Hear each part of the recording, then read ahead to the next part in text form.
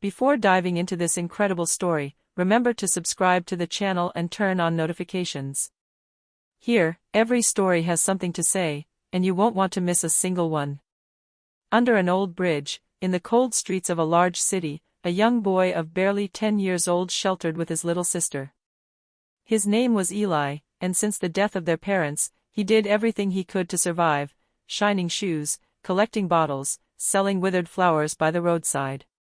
Despite their poverty, he always maintained a gentle gaze, full of courage and kindness. Every day, Eli repeated to his sister, "As long as we stay together, we haven't lost everything." One morning, while he was trying to sell old apples on the sidewalk, a black luxury car pulled up in front of him. A man in a suit, with impeccably styled gray hair, got out, Mr. Laurent Delcourt, a millionaire known for his real estate empire and his heart of stone.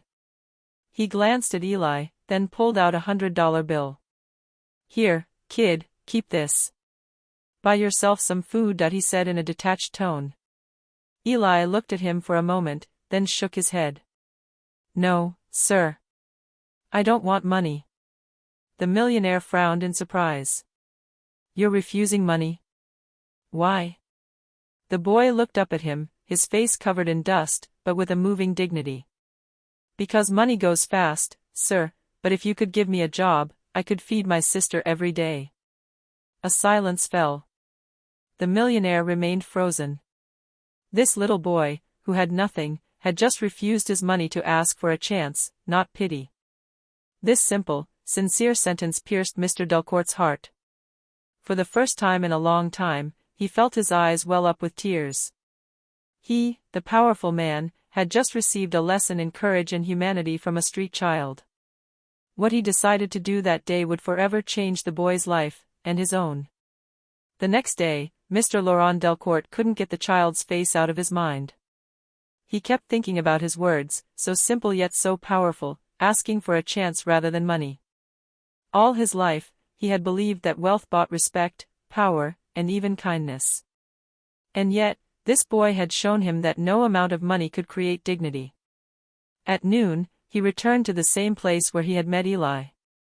But this time, he wasn't alone with his luxury car.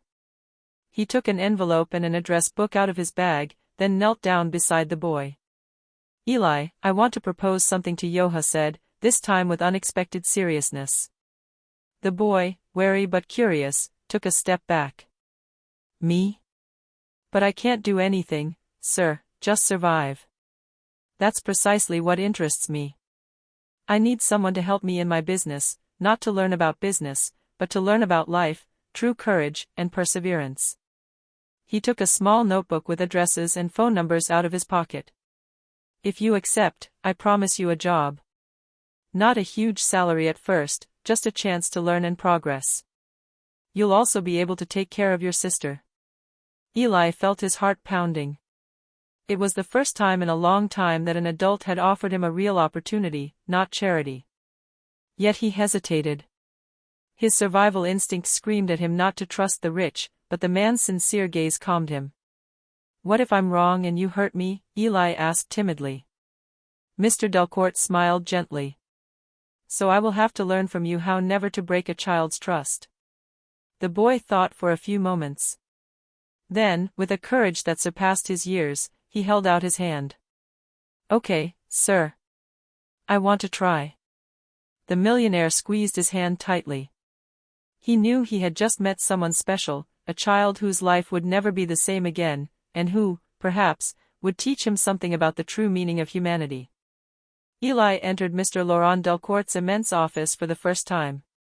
The walls were covered with paintings and diplomas, and the solid wood floor gleamed in the sunlight. Everything seemed unreal. The life he had known, the cold streets, the hunger, the dust, seemed to belong to another world. "Here is your space," said Delcourt, pointing to a small, secluded office. "You need nothing more than your courage and curiosity." The boy sat down, his heart pounding.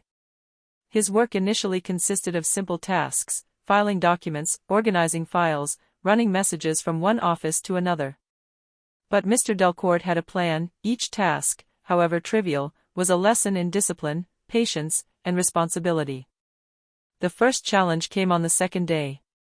Delcourt asked him to go into the contracts room and reorganize an entire filing cabinet containing important documents for a crucial meeting. Eli, still inexperienced, accidentally knocked a stack of documents onto the floor. His face fell, fearing the man's wrath. But instead of a reprimand, Delcourt knelt down at his level. Eli, what you did isn't a big deal. What matters is what you do next. You learn quickly if you understand your mistakes and try again. This simple yet powerful lesson profoundly affected Eli. For the first time, an adult showed him the patience and respect he had never received. Every task he completed, every mistake he made, became a building block upon which he constructed his confidence. A few weeks later, Delcourt invited him to an important meeting with investors. The boy, intimidated by the luxury and the seriousness of the adults, remained silent, observing everything. But one detail caught his attention: one of the investors was lying about figures to increase his profit. Eli, with his characteristic innocence and sincerity, dared to ask an innocent but pertinent question. "Sir, do these figures really correspond to what you wrote?" Silence fell over the room. Delcourt looked at him with admiration and pride. Eli had just shown that his courage and vigilance could be more valuable than any diploma or experience. That day changed Delcourt's view of the child. He no longer saw just a poor boy, but someone capable of courage, clarity of thought, and truth. And Eli, for his part, began to understand that he hadn't just found a job, he had found a mentor and a chance to change his life. A few months had passed since Eli had started working for Mr. Laurent Delcourt. The boy had learned to navigate this world of luxury, to understand the rules of the job, the value of time, and the importance of responsibility. His little sister, now properly fed and attending school, could smile without fear of hunger. But the real test was coming now. One afternoon, while Eli was retrieving a document from the office safe, he stumbled upon a small package containing banknotes, far more than he could ever have dreamed of. The temptation was overwhelming. No one would see him. He could take the money and guarantee his sister a comfortable life immediately. Everything inside him screamed, "This is your chance, take it." Yet, deep inside him, Mr. Delcourt's voice resonated. "What matters is not what you can achieve, but how you achieve it." Eli took a deep breath. He remembered his years on the streets, where he had seen people lose all respect and dignity for a few bills.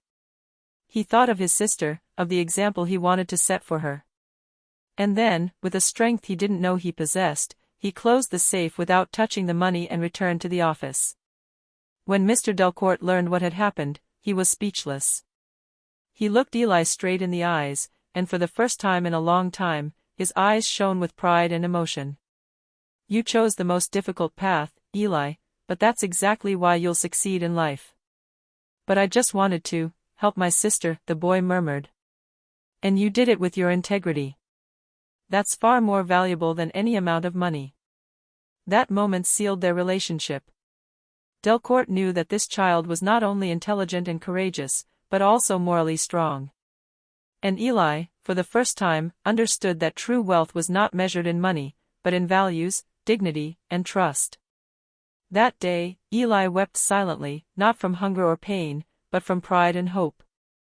He had learned that even in a world full of temptations and injustices, he could remain true to himself, and that was perhaps the greatest victory of his life. In the following months, Eli continued to work with Mr. Delcourt. Each day, he gained confidence and competence. He learned not only to handle complex tasks but also to understand the difficult decisions adults make. His sister, Lily, excelled at school, and their lives seemed to be slowly moving away from the poverty that had weighed them down for so long. One morning, Delcourt called him into his office with a mysterious smile. "Eli, I have something to propose to you." The boy's heart was pounding. He had learned to be wary of surprises, but this one seemed different. "I want you to lead your own project within my company," the millionaire announced. Eli didn't understand right away. "Me? But I don't know how to lead." "You're capable of much more than you realize. You have courage, integrity, and a clear vision of what you want. These are the qualities I value most. I'm giving you a real opportunity, not just a desk job. The project aimed to create a support program for street children, giving them the tools to learn a trade, and above all, offering them a chance that no one ever gives them. Delcourt knew that Eli would understand better than anyone what these children were going through. Eli felt his eyes fill with tears. For the first time in his life, he was no longer just a poor child trying to survive.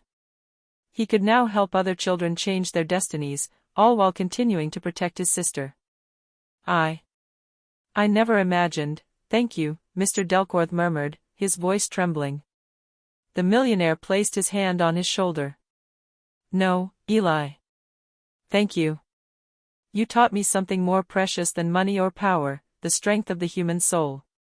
And that day, as the sun streamed through the large windows of the luxurious office, Eli finally understood that his life had changed forever. He was no longer just a street kid, he was an example, a beacon of hope, and living proof that courage and integrity can transform even the most broken lives. A few years later, thanks to this program, hundreds of street children found a new path, and Eli, who had become a mentor and leader, watched his sister smile, knowing that he had accomplished what money could never buy, true dignity and freedom of heart.